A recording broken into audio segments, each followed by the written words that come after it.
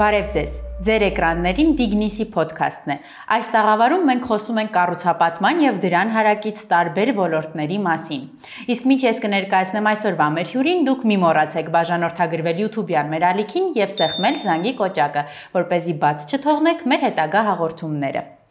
Այսօրվա մեր հյուրն է ճարտարապետ ՔԱՓ բյուրոյի հիմնադիր տնօրեն Մաթևոս Մուսայելյանը։ Բարև ձեզ Մաթևոս, շնորհակալ եմ, որ ընդունել եք մեր հրավերը։ Բարև ձեզ։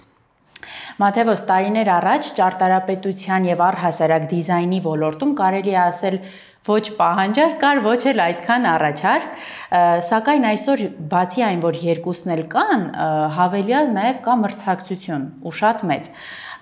Ինչպես առանձնանալ շուկայում, թե դուք կարծում եք, որ միևնույն է ամեն մասնագետ կամ ամեն ընկերություն իր գնորդին գտնում է ամեն դեպքում։ Շատ հետաքրքիր հարց է, որովհետև քանի որ պահանջարկը շատ մեծացավ, մեր առջև դրվել է խնդիր լինել էլ ավելի կրեատիվ, էլ ավելի հետաքրքիր եւ յուրահատուկ ձևով ներկայանալ հաճախորդին։ Դրա շնորհիվ ոնց որ ամեն մեկը իր հաճախորդին գտնելու է, բայց հաղթողը միշտ ավելի կրեատիվ, ավելի հետաքրքիր բաներ առաջարկողներն են։ Եվ իհարկե նշեմ, որ փորձը մեր դեր է խաղում այս սֆերայում։ Այսինքն գտնում եք, որ մասնագետին վստահելը հիմնվում է ավելի շատ այդ մասնագետի ունեցած ոլորտում փորձի վրա։ Հիմնականում այո, որովհետև ամեն մի նոր պրոյեկտի հետ նոր գիտելիքներն են ձեռք բերվում։ Մաթևոս, որպես մասնագետ, ի՞նչն է կարևորում առհասարակ այս գործում։ Երևի ամենակարևորը ես որպես ճարտարապետ կնշեմ հարմարավետությունն է եւ տարածքի ֆունկցիոնալ բաժանումն է, որովհետեւ դրանից կախված է մարդու հաճախորդի սցենարը իր ինտերիերի մեջ, իր տան մեջ, օֆիսի մեջ կամ յուրահատուկ ինտերիերում, կնշեմ, որ հարմարավետությունն է առաջնահերթը։ Ես էլ լինելով ոչ իհարկե դիզայներական կամ ճարտարապետական ոլորտում, այլ սպասարկման ոլորտում, ինքս էլ առնչվում եմ այդ խնդրի հետ, որ դժվար է բացահայտել հաճախորդներին, նրանք շատ հաճախ փակ են իրենց անձնական տիրույթի մասին ինֆորմացիայով կիսվելով հատկապես անծանոթ մարդկանց հետ։ Ինչպես է ձեզ մոտ դա ստացվում բացահայտել հաճախորդի հարմարավետությունը, ըստ որի արդեն աշխատել դրա վրա։ Շատ հետաքրքիր մի պատմության հետ կարամ կիսվեմ։ Հաճախորդներից մեկը չգիտեր ոնց բացատրել, թե ինքը ինչ էր ուզում, բայց ես գիտեի, որ ինքը երաժիշտ է, եւ սկսեցի երաժշտականից խոսալ իր հետ, կարելի ասել, ուզում էի հասկանալ ինքը, որ մտնում է օրինակ տուն, իր ինտերիեր, ինչ երաժշտություն է ուզում լսի այդ ինտերիերից, եւ ըստ դրա ես արդեն գունային գաման եւ ամբողջ այդ նյուանսները արդեն հասկացել եմ, թե ինքը ինչ ինտերիեր է ուզում։ Ուտեց հետաքրքիր փորձ էր, ոնց որ ամեն մեկին յուրահատուկ պատխոտ ենք փորձում ման գալ ու գտնում ենք։ Հոգեբանությունն է այստեղ առաջ գալիս։ Այո, հոգեբանությունն է մեր ոլորտի մեջ։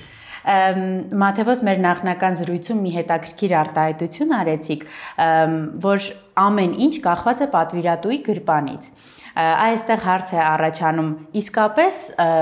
այս օրերում կա որևէ բան կամ հակառակը չկա ինչ-որ բան, որ հնարավոր չի լինի իրականացնել հաճախորդի համար։ Չէ, անհնարին ոչ մի բան չկա,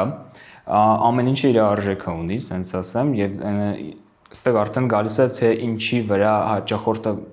պատրաստվում է ծախսվել, այո, ծախսել գումար, իսկ ինչի վրա ինքը կխնայի գումար, որովհետեւ բաներ կան, որի մեջ կարելի է ծախսվել, որի մեջ չի կարելի խնայել։ Դետալներ կան, որոնք պետք չի այնտեղ խնայողություն լինել, որովհետեւ հետո խնդիր է լինելու, էլի, ասենց արտահայտվեմ։ Իսկ որոշ ալտերնատիվ միշտ տարբերակներ կան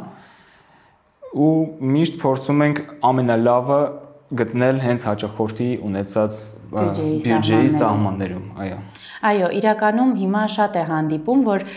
դուք ինքներդ էլ նշեցիք, որ կան ալտերնատիվներ, այսինքն հնարավոր է վիզուալ ստանալ նույն պատկերը, միգուցե որակապես ինչ-որ բանը զիջելով, բայց քանի որ նշեցիք, որ կան բաներ, որոնց վրա չի կարելի խնայել, եկեք ավելի հասկանալի դարձնելու համար ամեն դեպքում մեզ դիտողները ոլորտով շատ հետաքրքրված մարդիկ են, որոնք են այն դետալները, ինչպես դուք նշեցիք, որոնց վրա չի կարելի պարզապես խնայել։ Առաջին հերթին այն ամեն ինչ, ինչը մենք չենք տեսնում։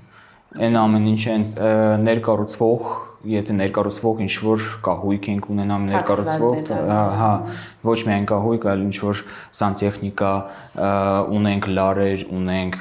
խողովակներ, այդ ամեն ինչը պետք է լինել բարձր որակի, որովհետև իր փչանալու դեպքում արդեն փչացնում ենք այն ամեն ինչը, ինչը մեջ մենք խնայել ենք, դա արտաքինը։ Շատ լավ։ Իսկ ո՞րն է ձեր աշխատանքի մեջ ամենաբարդ փուլը, ինչն է հատկապես խնդիրներ ստեղծում ձեզ համար։ Ամենաբարդ փուլը երևի թե հասկանալ հաճախորդին նենց, որ մինիմալ փոփոխություններով ստանալ այն ինչը, որ ինքը սպասում է։ Շատ անգամ լինում է, որ հաճախորդներն էլ չեն հասկանում, ոնց որ նշեցի, ինչ են իրանք ուզում, բայց այն ինչը որ ես եմ իրանց առաջարկում, իրանք չեն ուզում։ Շատ անգամ լինում է, որ կինը չի ուզում, ամուսինը ուզում է, հետո կամ այն ինչը որ ուզում է ամուսինը, կինը չի ուզում ու բարդը այնը, որ մենք գտնենք այդ միջինը, որ կհավանեն բոլորը, բոլոր հաստատողները։ Այ ես էլ եմ տարբեր մասնագետներից լսել, որ տեխնիկապես անհնարին ոչինչ չկա, այսինքն մեր գունապնակը, տեխնիկան, ամեն ինչը հնարավորություններ այնքան է ստեղծել, որ ցանկացած միտք կարելի է իրագործել, բայց այ մարդուն բացահայտելը, այլ իրենց հաշտ դարձնելը ձեր արած աշխատանքին երևի թե իսկապես ամենաբարդ փուլն է։ Մաթևոս, մի այլ հետաքրքիր հարցի շուրջ խոսենք։ Մենք հայերս առհասարակ սովորել ենք ապրել ավելի մեր կոմֆորտը մենք գտել ենք ցածրահարկ շենքերի մեջ, այսինքն ոչ շատ ճնշող, ոչ շատ արտահայտիչ միջավայրի մասին է գնում խոսքը եւ այդ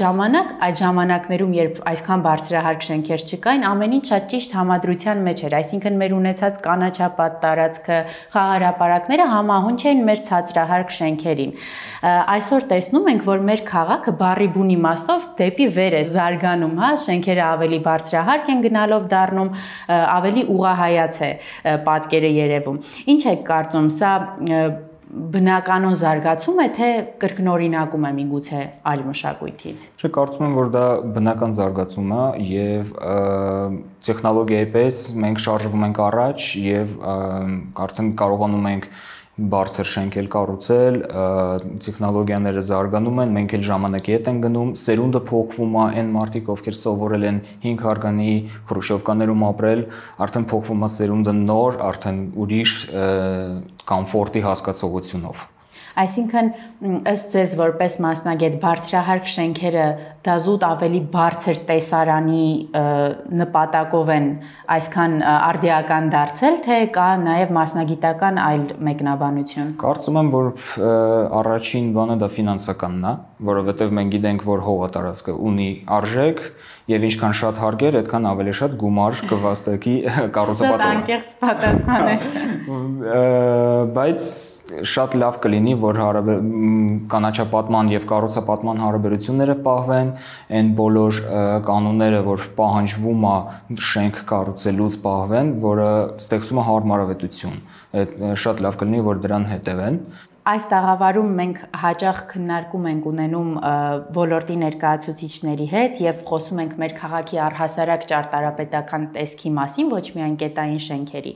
Այ ինչպիսին է մեր քաղաքը երիտասարդ մասնագետի աչքերով։ Ճիշտն ասած, շատ լավ է, որ քաղաքը զարգանում է։ Շատ լավ է, որ նոր շենքեր են սարքվում, բայց ցավ կա, որ հինը չի պահպանվում որոշակի, տենց պահ կա եւ ուրիշ երկրներում մենք միշտ համատնում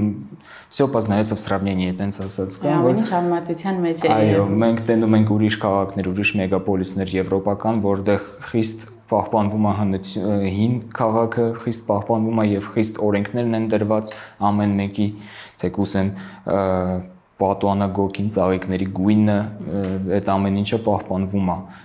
Շատ կուզեի, որպեսզի մեր հին Երևանը էլի տենց պահպանված կլիներ, էլի։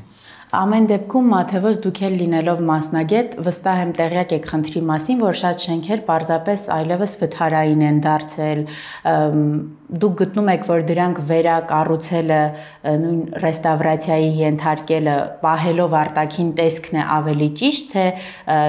դա փոխարինել մի նոր բանով, որը միգուցե նոր բանի ծառայի ու հետագայում դա դառնա հին քաղաքի պատկերը։ Ես ավելի շատ կողմն եմ, որ ռեստավրացիա արվի, այն հին եւ պատմական ճարտարապետությունը քաղաքի։ Մաթեոս, վերջում խոսենք նաև CAP բյուրոյի եւ Dignis-ի հետ համագործակցության մասին, որովհետեւ անկասկած յուրաքանչյուր համագործակցությունից ծնվում է մեր հաճախորդների համար նոր հնարավորություններ ու արտոնություններ։ Շատ հետաքրքիր համագործակցություն է, որովհետև դիմելով Dignis-ին հաճախորդը ստանալու է շատ մեծ փաթեթ տարբեր ծառայությունների եւ նույնձև մեր ծառայություններն են մեջ մտնում եւ դիմելով Dignis-ին ինքը ստանում է 50-ից մինչեւ 1 միլիոն զեղչ։ Կախված արդեն փաթեթից, չափից, արդեն ծավալից, աշխատանքների ծավալից։ Շատ շնորհակալ եմ հետաքրքիր զրույցի համար։ Ես եմ շնորհակալ։ Ես հիշեցնեմ, որ այսօրվա մեր հյուրը ճարտարապետ CAP բյուրոյի հիմնադիր տնօրեն Մաթեոս Մուսայելյանն էր։ Վարսահարդարման եւ դիմահարդարման համար շնորհակալություն եմ հայտնում ոճաբան Քրիստինե Հովհաննիսյանին։ Իսկ դուք մի մոռացեք բաժանորդագրվել YouTube-յան մեր ալիքին եւ սեղմել զանգի կոճակը։ Dignis-ին աշխատում է, որ դուք լինեք տեղեկացված։